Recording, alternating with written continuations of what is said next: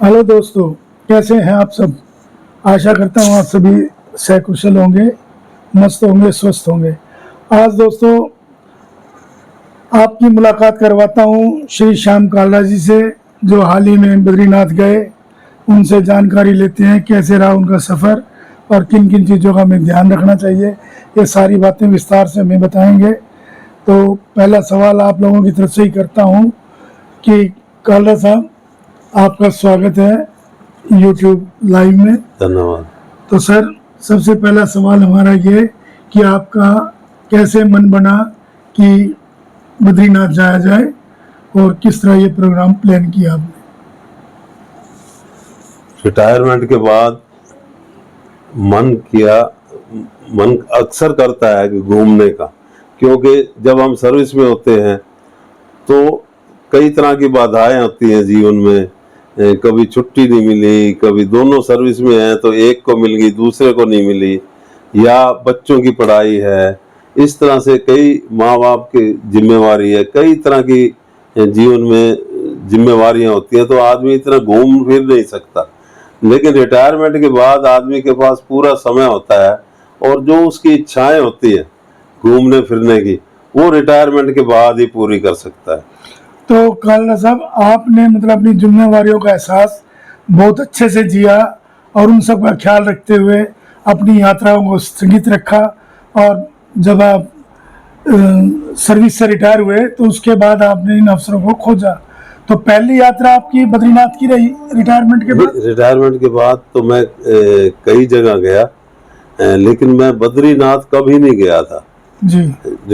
मेरे को हमेशा अपने धार्मिक स्थल हमेशा मुझे अट्रैक्ट करते रहे हैं, क्योंकि इससे दो तरह के पर्पस पूरे होते हैं। एक धार्मिक आस्था की पूर्ति होती है, दूसरा घूमना भी हो जाता है।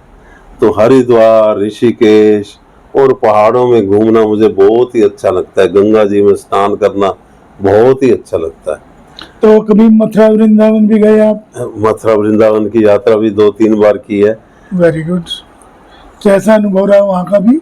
बहुत बढ़िया अनुभव रहा, लेकिन मेरे को ज़्यादा अट्रैक्ट जो है वो पहाड़ों में और जो प्राकृतिक खूबसूरती है पहाड़ों की जी, और उसमें ज़्यादा मेरा रुचि रही। जी जी। तो इसलिए मैं वृंदावन की बजाय हरिद्वार और ऋषिकेश, और जब अब मुझे मौका मिला, एक हमारे जो रिश्तेदारी में थे तो उन्होंने 1 सप्ताह के लिए मुझे आमंत्रित किया कि हम वहाँ पे बद्रीनाथ में हम एक भागवत कथा करवा रहे हैं और आपको भी उसमें शामिल होना है। तो मेरे को बहुत अच्छा लगा और मेरे मन में बहुत उत्साह आया कि चलो गंगा की गोद में चलेंगे या हिमालय की गोद में चलेंगे, क्योंकि केदारनाथ हिमालय की गोद में है, काफी ऊंचाई पे है और वहाँ ठंड भी काफी रहती है। तो इस तरह से मेरा मन किया और मैं अपने रिश्तेदारों के साथ एक समूह में केदारनाथ 1 सप्ताह के लिए यात्रा की। तो कालरा साहब, जैसे आपने बताया कि भागवत कथा थी और आपने बद्रीनाथ के दर्शन भी किए, तो यानी कि डबल लाभ आपने वहाँ अर्जित किया। दर्शन के दर्शन हुए, भागवत की कथा सुनने को मिली, बड़ा पुण्य आपने अर्जित किया। बहुत अच्छे। तो लोग यदि बद्रीनाथ की यात्रा की प्लान करें, जाने के इच्छुक जो लोग हों, तो उन्हें किन सावधानियों को मतलब ध्यान में रखते हुए अपने यात्रा का प्रोग्राम बनाना चाहिए, या क्या क्या चीज़ें अपने साथ कैरी करनी चाहिए और वहाँ पहुँचने पर किन बातों का विशेष ध्यान रखना चाहिए, जरा इस पर प्रकाश डालिए। क्योंकि मैंने ये यात्रा मई में की थी तो उन दिनों में भी वहाँ रात का टेम्परेचर -3 के लगभग होता था और दिन का टेम्परेचर इतना था कि हम एक जो नॉर्मल स्वेटर डालते हैं सर्दियों में उसी से काम चल रहा था।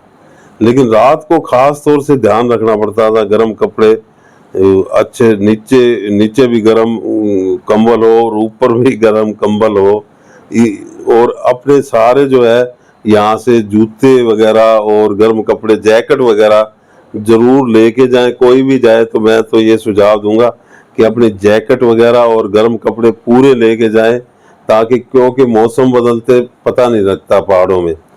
तो हमने दिल्ली से लगभग 500-550 किलोमीटर है, 500 से 600 किलोमीटर है केदारनाथ, बद्रीनाथ से। तो बद्रीनाथ, सॉरी जी। बद्रीनाथ। जी। तो इतना लंबा सफर है, तो एक ही दिन में पूरा करना बहुत हैट्रिक हो जाता है, यानी बहुत मुश्किल है। तो इसके लिए अच्छा है रास्ते में एक जगह स्टे ले लिया जाए, क्योंकि हम जाते समय कहीं भोजन भी करेंगे, कहीं चाय भी पियेंगे, तो घंटा डेढ़ तो उसी में लग जाता है। हाँ, थोड़ा आराम की भी जरूरत होती है आदमी को। हाँ जी।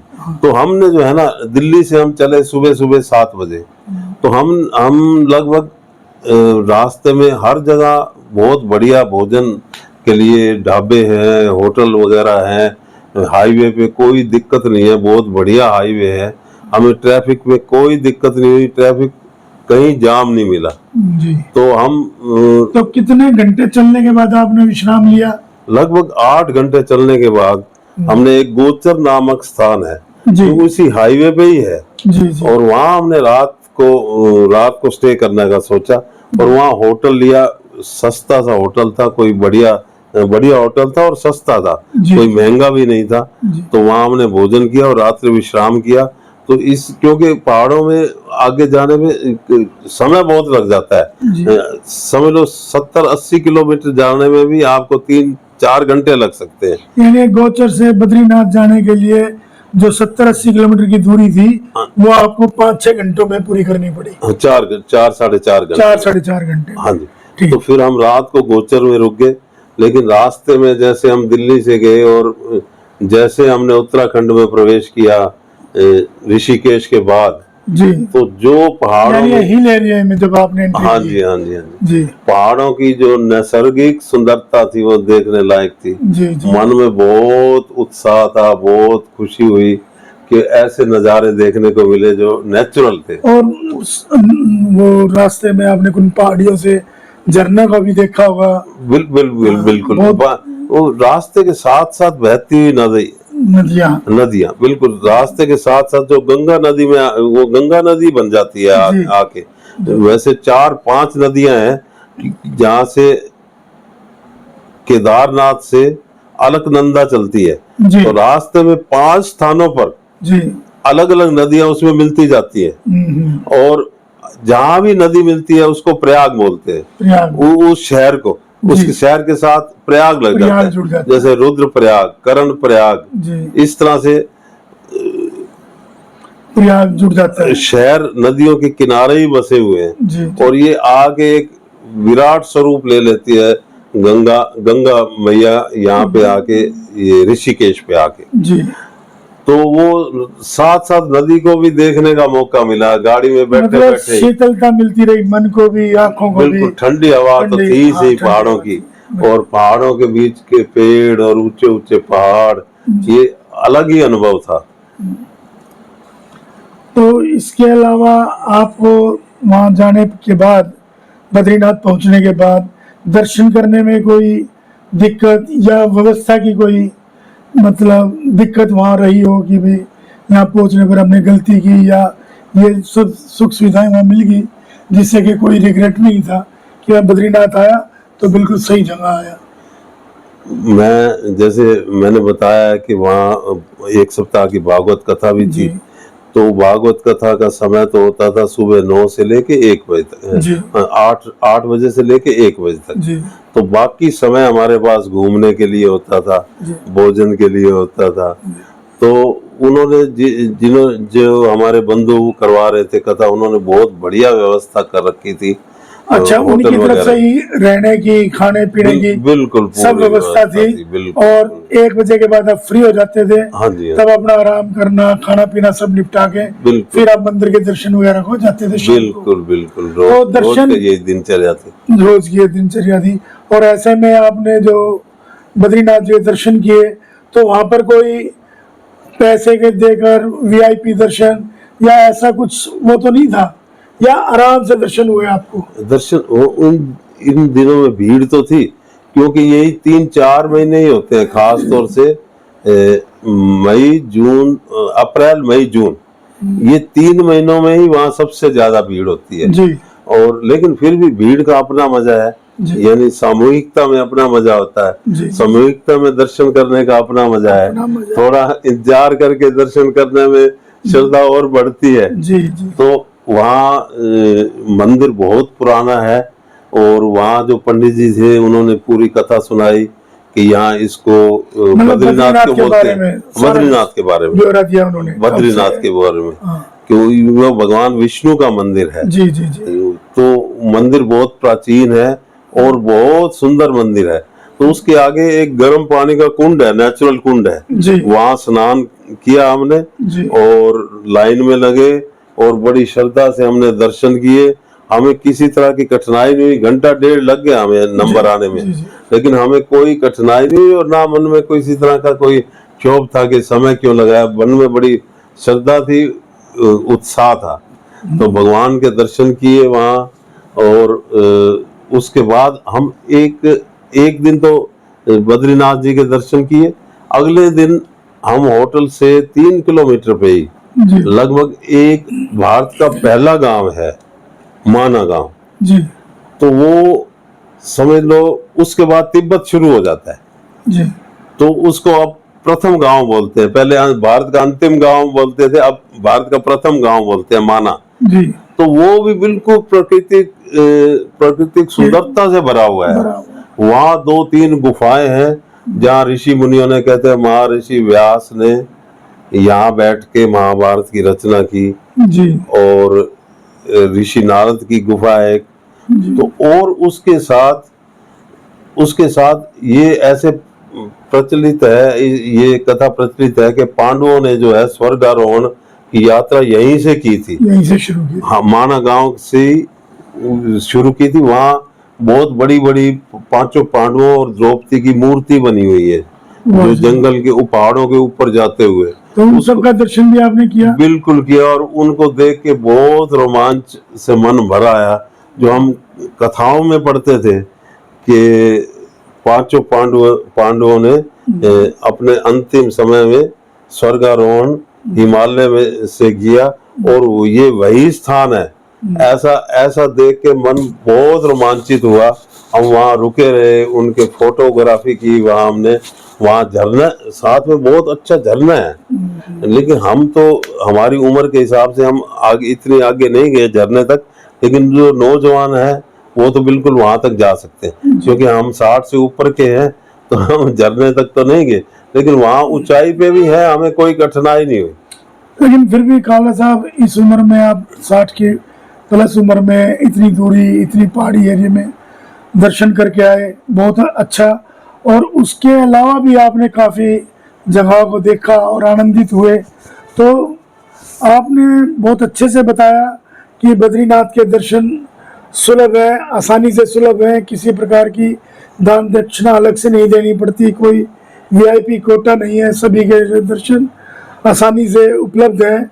और दूसरा, आपको भागवत कथा सुनने को मिली, फिर कुछ एरिया जो आप गुफाओं का देख के आए, ये सब आपने जैसे वर्णन किया, मैं भी खुद रोमांचित फील कर रहा हूँ, और मन करता है कि मैं भी काश वहाँ होता, और भविष्य में प्लानिंग बना के आपकी बात से मैं जाऊँगा और सब उसको लेकर, जैसे आपने बताया सावधानियां बरतने का, वो भी रखूँगा।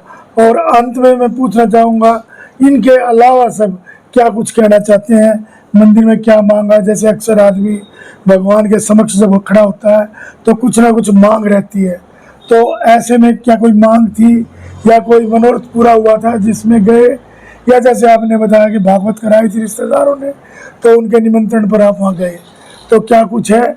आखिरी सवाल में आप ये और बताइए। मैं जब वहाँ गया तो मैं, क्योंकि हमारे पास काफी समय था, मैंने 2-3 बार दर्शन किए बद्रीनाथ जी के। क्योंकि 7 दिन थे, तो बीच में हम जैसे समय मिलता था फिर चले जाते थे, मन नहीं भरता। जितनी बार भी दर्शन करो, जितनी बार भी वो आसपास की पहाड़ियां देखो, बर्फ से ढकी हुई पहाड़ियां देखो, मन नहीं भरता। तो मैं भगवान से, जैसे आपने पूछा है कि भगवान से क्या मांगा, मुझे देख के इतना मन रोमांचित हो जाता है कि हमारे ऋषि मुनियों ने कहाँ बैठकर, जब कोई आने जाने के साधन नहीं थे, किन कंदराओं में बैठकर, गुफाओं में बैठकर तपस्या की, और हमारे हिंदू समाज को आगे बढ़ाने के लिए कार्य किया।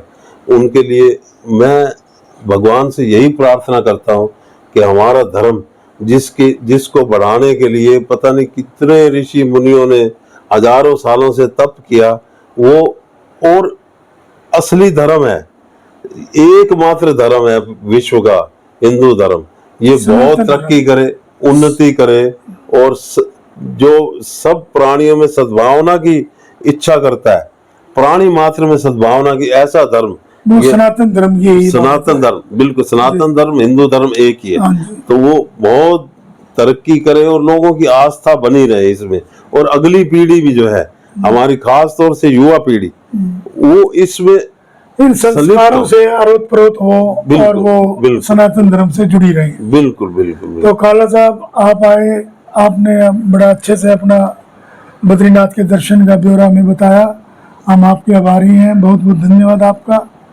तो थैंक यू, आपका भी बहुत बहुत धन्यवाद, आपने मुझे मौका दिया तो मेरे अनुभव शेयर करने का। ठीक है काला साहब, आप ईश्वर आपको प्रसन्न रखे, स्वस्थ रखे, सह परिवार खुशहाल रखे, इसी मनोकामना के साथ नमस्कार। तो श्रोताओं, ये थी काला साहब से एक मुलाकात, और आपका भी कभी विचार बने तो जैसे इन्होंने बताया उसके अनुसार अपनी सावधानियां और जो जरूरी चीजें उनका ध्यान रखते हुए अपनी यात्रा का शुभारंभ कर सकते हैं। धन्यवाद।